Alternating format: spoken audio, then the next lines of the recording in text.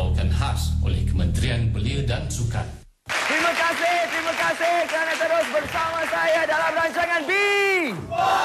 Kita terus saja nak kepada topik kita pada hari ini yang bakal kita debatkan, iaitu sistem pendidikan Malaysia tidak relevan. Relevan ke tidak?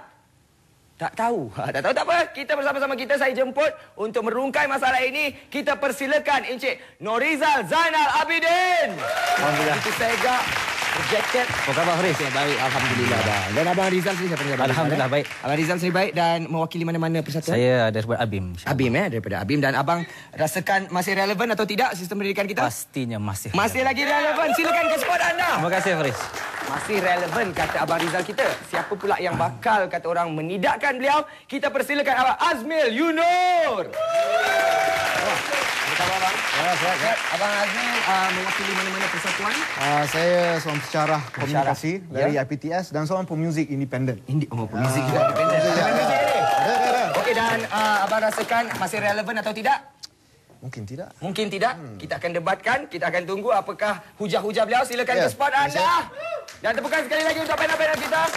Terima kasih juga kepada anda kerana terus bersama dengan kami pada hari ini. Sekali lagi topiknya sistem pendidikan Malaysia tidak relevan. Masalah jenayah sosial di kalangan remaja pada hari ini menjadi bukti kegagalan sistem pendidikan kita. Abang setuju tak kepada pendapat ini? Saya sendiri membahagikan pendidikan itu kepada dua. Ada yang formal dan ada yang tidak formal. Barangkali yang tidak relevan itu yang tidak formal. Yang formal ini saya kira cukup relevan dan masih boleh diperbaiki lagi. Kerana kalau melihat kepada dasar pendidikan negara situ pada falsafahnya mengatakan bahawa pendidikan di Malaysia merupakan usaha yang berterusan untuk mengembangkan potensi belia manusia.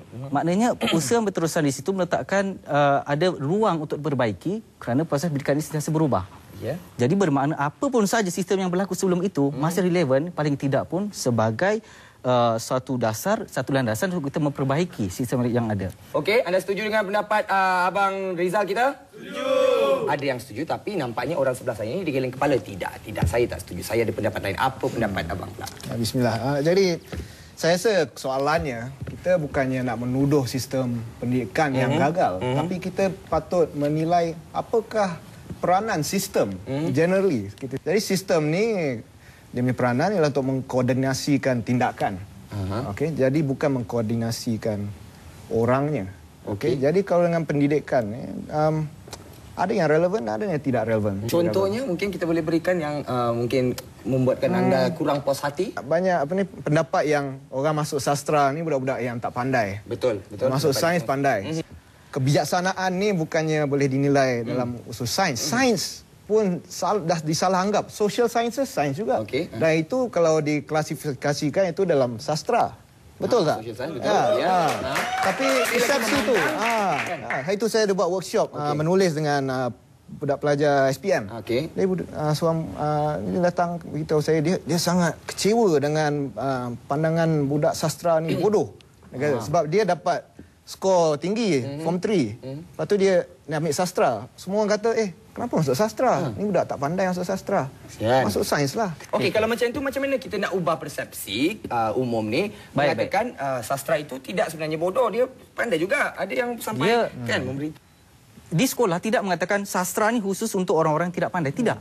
Tetapi orang yang membuat persepsi kepada sekolah mengatakan, kalau sastra ni memang kelas belakang.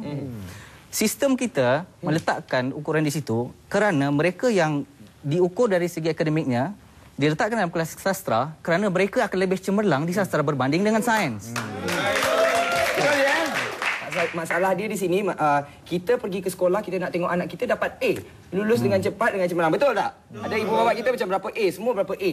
Jadi macam mana kita nak ubah persepsi itu? Bermakna sistem kita yang ada ini diukur oleh masyarakat. A itu adalah cemerlang. A itu adalah yang terbaik. Sedangkan manusia tidak sama. Contohnya, Faris boleh jadi macam saya tak boleh. Tapi bila diukur sampai satu kali ukur yang sama, mestilah saya fail jadi pengacara sebab bukan bidang saya. Setuju bang?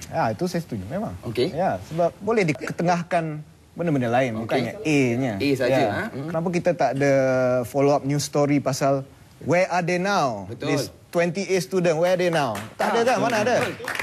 Itu saya setuju. Dan satu lagi mungkin sistem macam yang dikatakan tu not friendly to people with disabilities maybe. Macam siapa-siapa yang kata kalau orang ada autism. Okey, ada autism. Mungkin tak tak tahu yang dia ada autism. Dia masuk sekolah dia tak boleh belajar. Memang dia lain. Dengan apa ni panggil tu? Dyslexic. Ya, orang dyslexic bukan bodoh, pandai. Terima kasih Kak. Ya, disleksia betul. Jadi mungkin sistem itu bahagian sistem yang mungkin boleh diperbaiki. Jadi bukannya sistem tu dah rosak. Sistem ni banyak sistem kan. Dia bukan satu benda. Jadi mungkin benda-benda sudut itu yang boleh diperbetulkan. Okey, itu yang saya katakan tadi.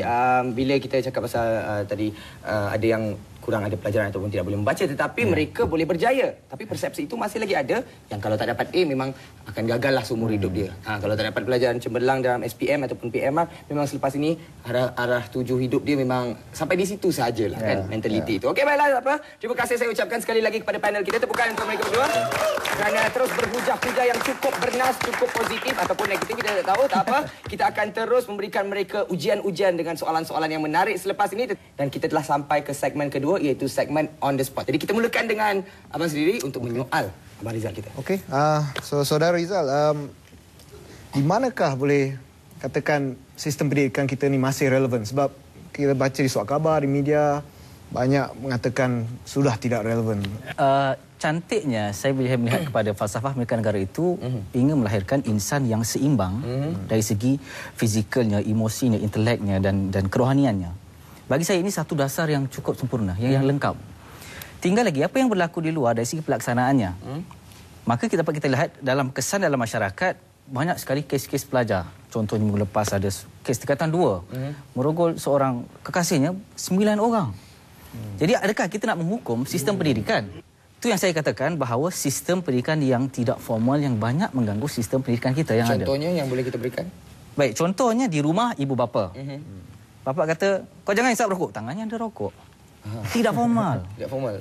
Kemudian dalam banyak juga ibu bapa, saya tak menyalahkan ibu bapa, tapi siapa yang pedas dia makan cili. Betul. Kita diajar kalau hari jadi anak kita belikan dia hadiah sebagainya. Bagi saya ini sesuatu yang silap. Sepatutnya ibu yang melahirkan yang sakit patut dia yang dapat hadiah daripada anak. Betul. Tapi dalam masyarakat kita bila tak dapat hadiah pada mak apa? Merajuk. Sedih. Yang ada lari ikut boyfriend. Sampai ke golok ke mana? Siapa yang salah? Betul. Bukan sistem pendidikan. Tidak formal. Kemudian internet. Betul. Ya, sahabat saya di dalam konflik, anak dia nak minta guna internet. Kerja sekolah kena pakai internet. Jadi dia fikir apakah cara terbaik untuk mengawal? Jadi apa yang dia buat? Kalau tak bagi, tak boleh tidak mengikut sistem sekarang. Betul. Kalau bagi takut-takut terjebak. Maka apa yang dia buat untuk seimbangkan itu? Ambil internet, letak di ruang tamu. Nak pakai, tunggu masa semua orang ada rumah. Di sekolah dulu kita boleh rotan. Sekarang saya tak setuju dengan sistem sekarang.